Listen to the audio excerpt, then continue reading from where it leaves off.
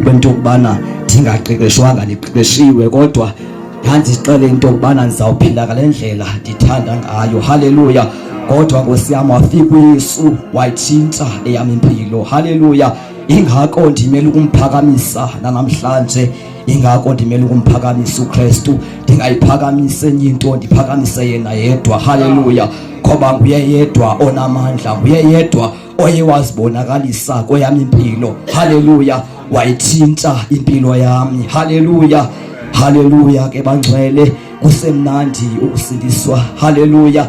Namhlanje ndiyabonga bazalwane ukufumana imvuselelo esidliswe izwi likaThixo. Haleluya.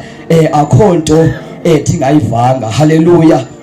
Loo nto leyo bazalwane nekuyithetha nje. Haleluya. Ukuthi ndiyambonga uThixo ukuthi sendisiya kunyaka ozayo ndizawuya ndilungisiwe. Haleluya. Ndizawuya ndixhotyisiwe ngelizwi likaThixo. Haleluya.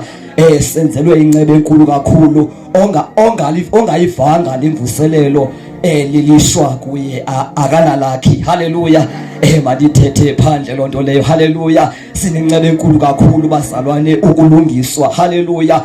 Kulo nyaka nje uzayo ndingayimbewu ezawuwela emhlabeni olungileyo. Haleluya. Nkosi yam ndilenze ilizwi likaThixo onke amaxesha.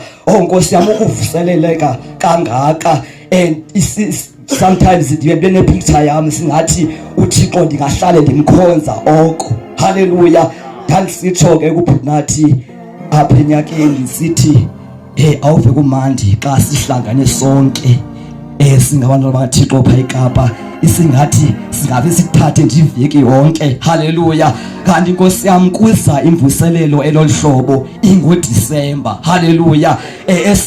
Lapho singazuxakeka ngezinye izinto, sixakeka nje ngokudumisa uThixo onke amaxesha. Haleluya. Bazalwane ndibulisile ke kubazalwane besuka kwindawo ngendawo. Haleluya. Bezokukhonza uThixo. Haleluya. Yabona ke xa umnqanelwe uThixo ezinye izinto nje zihamba lula. Haleluya.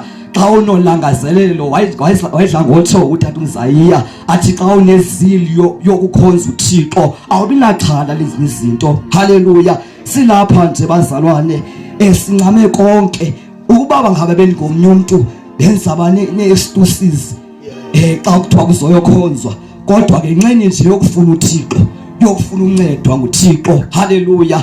Nkosi yam kwafika ixesha ke lonto kubana ndize eliyengweni ndizokhonza uThixo. Haleluya.